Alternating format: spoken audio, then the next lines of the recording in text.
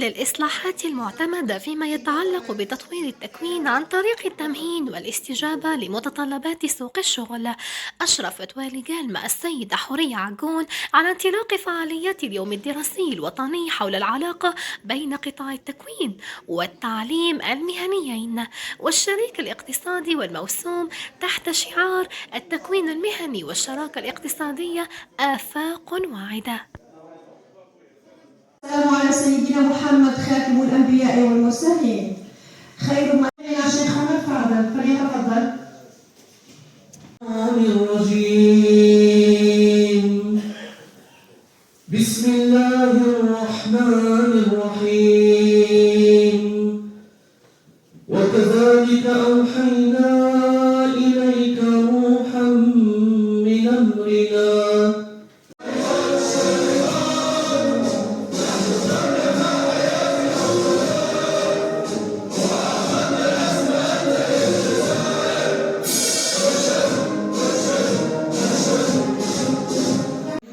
والشرف أن نلتقي معكم في هذا اليوم الدراسي الموسوم بالعلاقة بين قطاع التكوين المهني التكوين والتعليم المهنيين والشريك الاقتصادي تحت شعار التكوين المهني والشراكة الاقتصادية آفاق واعدة، الذي يجمعنا معكم ومع نخبة من الإطارات والخبراء الضالعين في مجال إدارة التكوين ومرافقة المؤسسات الاقتصادية. الاقتصاد المحلي كما يساهم في تلبية عروض العمل المتاحة في سوق الشغل عن طريق مرافقة طالب الشغل من خلال مصالح التشغيل المختلفة، وعلى رأسها الوكالة الولائية للتشغيل ودار المرافقة والإدماج على مستوى مراكز التكوين المهني، وكذا عن طريق تخصيص دورات تكوينية لطالب الشغل المستفيدين من منحة البطالة، وذلك من أجل تحسين قابليتهم للتشغيل.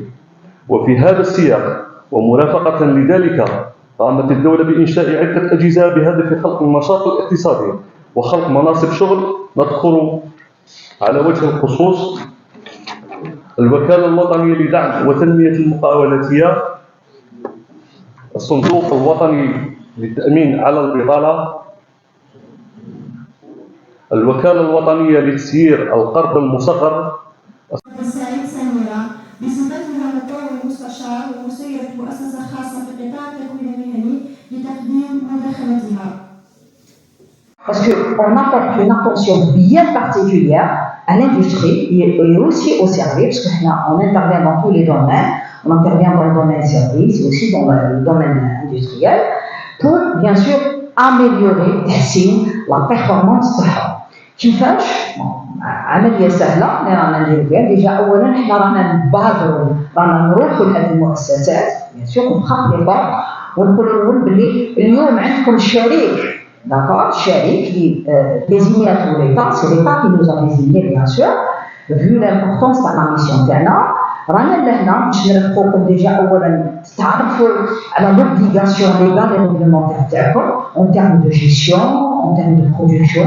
مش لازم نديرو. Donc on leur principalement les formations réglementées obligatoires. أكيد راح نتكلموا على المعايير الدولية، راح نتكلموا على التصدير، ولما نتكلموا على التصدير نتكلموا على المعايير الدولية بالدرجة الأولى.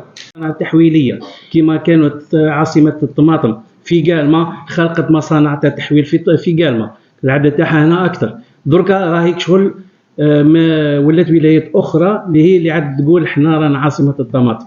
لكن بعد طول سنين فاتت مرت من حياة هذا القطاع، وهذا وين انتبهنا بأن هذا القطاع هو المؤسس اللبنة الأولى لليد العاملة المؤهلة لتقدر تطور لنا المؤسسة تاعنا سواء كانت صغيرة أو كبيرة. مقترحات الجلسة كانت كما يلي: كيفية التنسيق الذي يتمحور حول كيفية التنسيق من أجل ضمان التكوين النوعي يساهم للإدماج المهني في عالم الشغل. اليوم الدراسي هذا كان ناجح يعني بفضل الجهودات تاع الممثلين وبالاخص جهودات مديريه التكوين المهني وكذلك اطارات وممثلين ولايه قالمه. هذا اليوم كان يوم يعني دراسي جد هام احنا لينا، لانه خلانا نتعرفوا اولا على النشاطات والطابع وكذلك اهتمامات ولي بزوا اللي كاينين في هذه الولايه.